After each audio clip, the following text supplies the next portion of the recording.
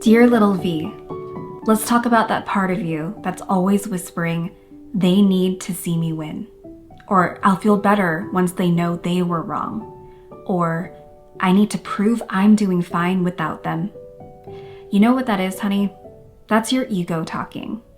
Listen, we all have it. We've all been guilty of letting it take over. And let me tell you, your ego, it's actually sinking you, and you don't even know it.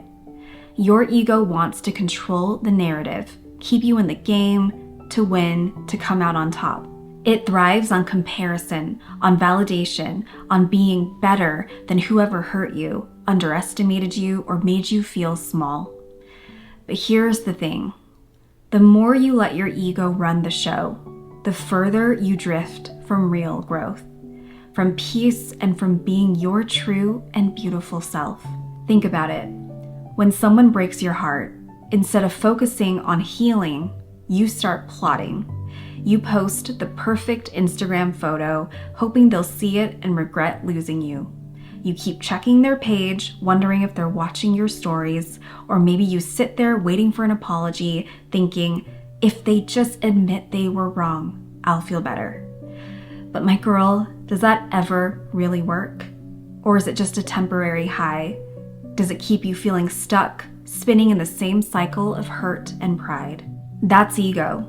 It's the part of you that wants to be right, that wants to win, that wants to prove something. But you know what it's doing? It is totally taking away your peace. You don't realize that you are the one who is suffering. It does not come from a true or inspired or positive place. It's sneaky. It shows up in little ways, like when you argue with someone and refuse to back down. I've totally been there. Even when you're wrong. Or when you compare your life to someone else's, just to feel like you're ahead. But here's the truth. Your ego isn't protecting you. It's keeping you down and causing you to suffer. It's keeping you in this loop of needing validation, needing to prove, needing to win. And the price? Your happiness, your inner peace, your connection to who you could be and who you're meant to be. So when you feel that tug of ego, honey, pause, take a breath, and ask yourself, why am I doing this? Is it because it feels true to me, or because I want to feel superior? Am I seeking peace, or just trying to win? That moment of honesty with yourself can be the difference between staying stuck and moving forward.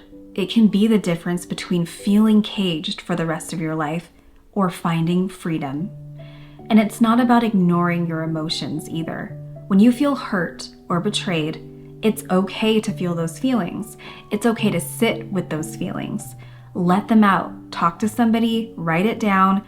Just don't let your ego hijack your emotions. Healing doesn't come from proving you're better. It comes from giving yourself permission to move on, regardless of what they do or think. When you let go of the ego, you give yourself freedom. You stop carrying the weight of proving yourself, of controlling the narrative, of being right.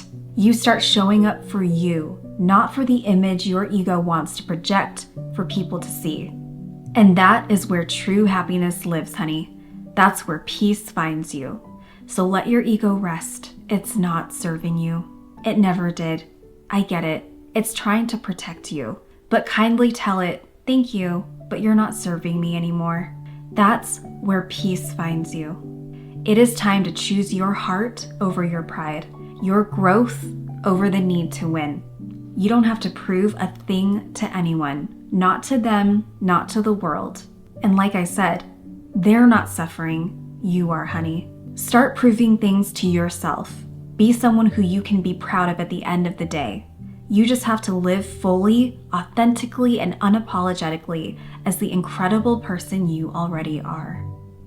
Until the next letter, with all my love, V.